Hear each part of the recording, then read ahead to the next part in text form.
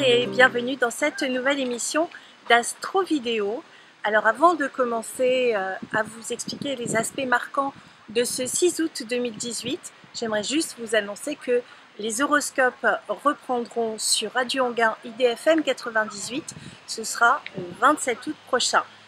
En attendant, eh bien, regardons les aspects marquants de ce 6 août 2018. Alors, on va commencer par la Lune. La Lune va très vite, comme vous le savez, et elle va former un très bel aspect qui va se placer à la pointe d'un triangle. Donc la Lune est en Gémeaux, elle va faire un très bel aspect avec la Lune qui est à la toute fin de la Vierge, et elle va faire un très bel aspect aussi avec la conjonction Mars, Lune noire et nœud sud. Là, on peut se dire qu'on récupère une opportunité qu'il faut saisir. Alors, Vénus, c'est la déesse de l'amour. La Lune, c'est aussi la femme. Ça peut être la maman, l'épouse, la famille.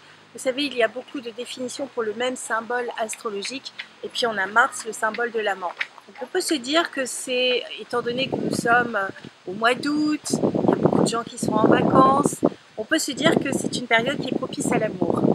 On a une autre lecture aussi, c'est que Vénus, non seulement c'est la déesse de l'amour, mais c'est aussi c'est la planète qui régit la balance, donc la justice, l'harmonie, mais aussi les finances, puisqu'elle représente aussi le taureau. Le taureau, il va labourer, il va poser les choses sur la durée.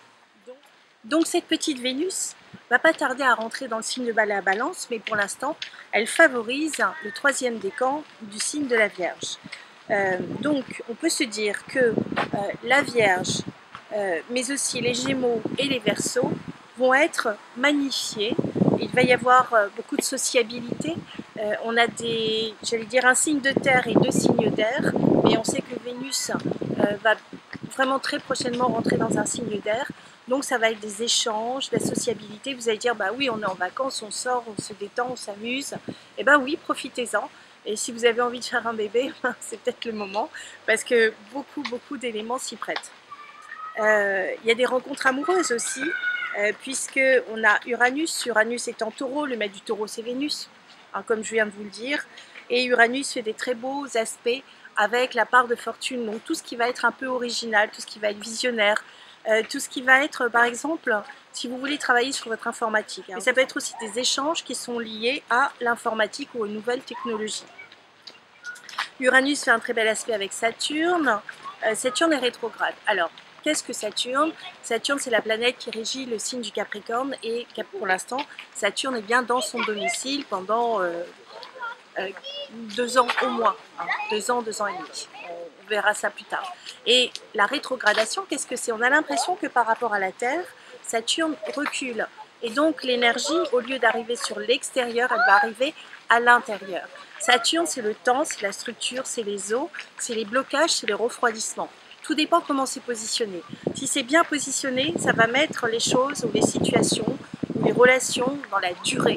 Et si c'est mal positionné, eh bien ça bloque pour obliger à développer votre propre force. Comme vous iriez dans une salle de sport faire de la musculation, eh bien Saturne va s'en occuper pour vous.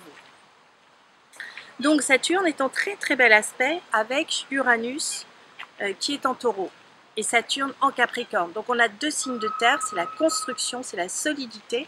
Tout ce que vous allez semer, tout ce qui va être un peu original, hors des sentiers battus, vous allez pouvoir le concrétiser de manière un peu, un peu dans l'air du temps. Donc à vous d'oser, de poser des initiatives. Alors je voudrais aussi vous signaler que Mars fait un très bel aspect avec Vénus, donc le symbole de l'amant, mais aussi la réflexion. C'est aussi l'impulsivité, donc il peut y avoir des grands coups de foudre, des grands coups de cœur, surtout en bon aspect avec la Lune, bon aspect avec Vénus, j'en ai parlé. Mais on a aussi Jupiter. Jupiter, c'est la chance et l'expansion. Jupiter qui est dans le signe du Scorpion, encore pendant quelques mois, qui fait un très bel aspect. Donc c'est l'écriture aussi, hein. C'est la plume, mais ça va être aussi le discernement quand on est avisé. Un bel aspect avec Neptune, l'inspiration en Poisson, la musique, au moment d'aller écouter des concerts par exemple. Et puis Jupiter fait un très bel aspect avec le soleil noir, donc ça touche notre inconscient. C'est comment vous allez vous affirmer en suivant un peu plus votre intuition. Voilà. J'ai d'autres aspects à vous signaler, mais ce sera demain pour une prochaine astro vidéo. Au revoir mes petites mouettes.